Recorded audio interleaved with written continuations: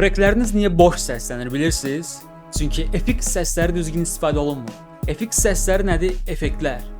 Bu videoda sizə klassik noise sweep effektindən uplifter texnikalarına, reverse crash effektinə və sample'ların tanınmaz hala gətirilməsi ilə, yəni manipulyasiya edilərək öz tracklərinizdə necə istifadə edə bilərsiniz bundan danışacağam və göstərəcəm. Videonun sonunda isə sizə xüsusi bir hədiyyəm var.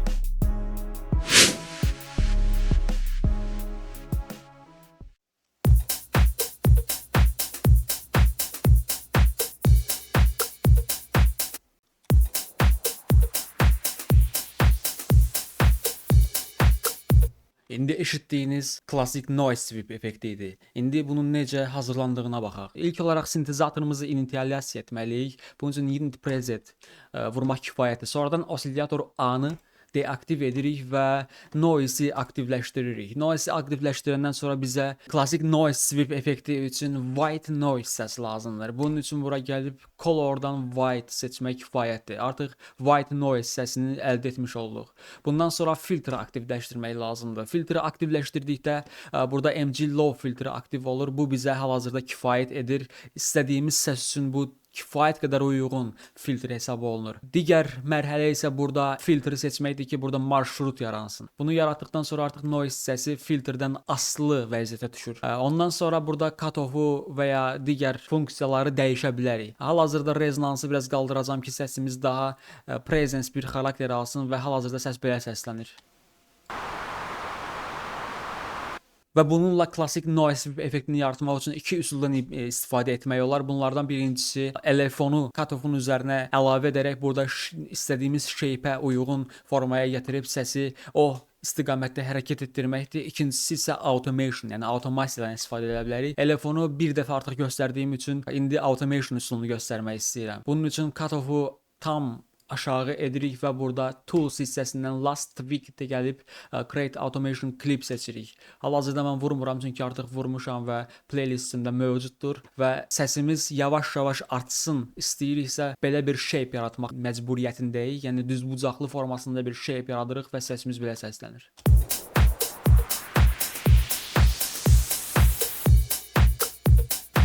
Bu effekt bu qədərdir.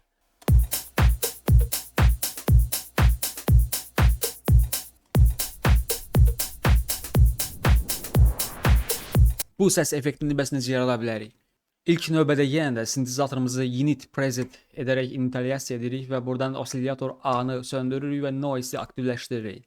Sonradan bizə bu səs üçün pink noise çox uyğun səs hesab olunur. Ona görə onu seçəcəyik. Buradan color-a gəlib pink noise-i seçirik və yenə də filtri aktivləşdiririk. MG Low yenə də qala bilər. Sonra marşrut əlavə edirik.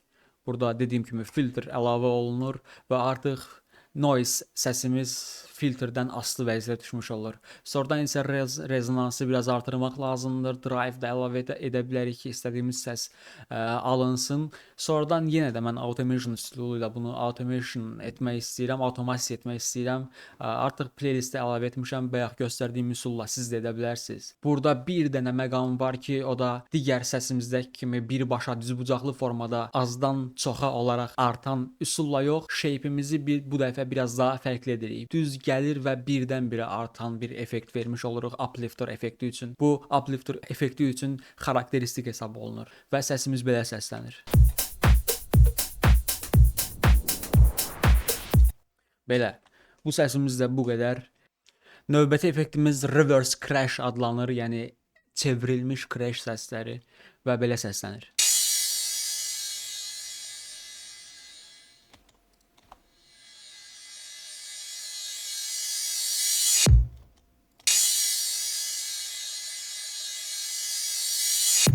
Beləliklə bunları kreativ olaraq istifadə etmək mümkündür. Bunu necə yaratdığınız isə çox bəsitdir. Burada səsimiz seçilidir və bunu multiplikasiya edirik və bura əlavə edirik. Sonradan isə make unique seçərək ikinci səs olaraq əlavə edirik və sonradan burada iki dəfə klikləyərək reverse vurmaq kifayət edir. Artıq siz reverse crash effektini almış oldunuz.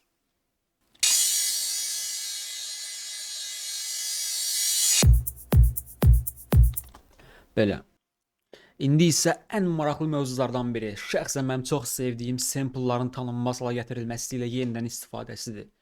Bu müxtəlif prodüserlər tərəfindən hip-hop və ya digər janrlar, amma xüsusilə hip-hop yarandığı dövrdən bəri ən çox istifadə olunan üsullardan biridir və beləliklə müxtəlif DJ-lər müxtəlif tarixlərdə öz adlarını məhz sampling üzrə də tanıtmış olublar və bu üsulu sizə göstərmək istəyirəm. Göstərməmişdən əvvəl səsimizə qulaq asaq. Sampling etmək üçün klassik bir əsər seçmişəm, çünki klassik əsərlərlə işləmək mənə böyük bir zövq verir. Dinləyək.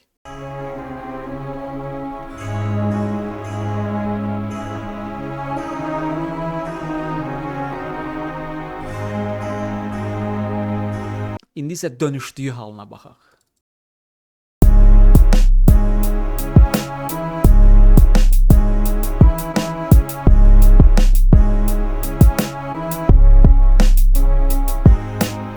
İndi sizə bunu necə etdiyimi göstərəcəm. İlk olaraq səsimizin üstünə klikləyərək burada Open in Fruity Slicer Channel var. Bu ən çox istifadə olunan üsullardan biridir deyərdim. Burada slicing tool'a vuraraq beat seçirik. Beləliklə səsimiz bitlərə bölünmüş olur və sonradan playlist üzərində istədiyimiz səsləri klavişdə seçərək səsləndirə bilərik. Intro olaraq belə bir giriş yazdım.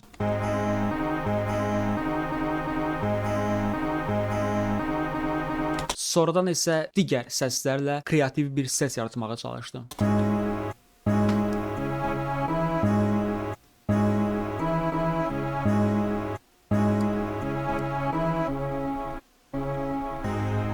Fruity Slicer üzərindən klavişinizdə müxtəlif notları vuraraq həmin səsləri əldə eləmək mümkündür. Misal üçün belə.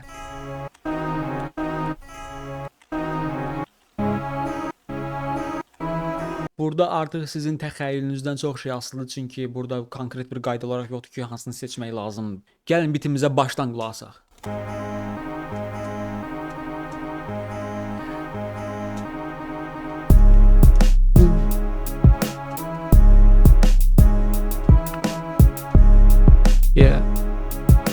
Samplingdə müxtəlif üsullar mövcuddur. Pitch funksiyasından istifadə etmək mümkündür. Yəni burada misal üçün sample'imizi bir oktav yuxarı qaldıraraq belə səsləndirə bilərik.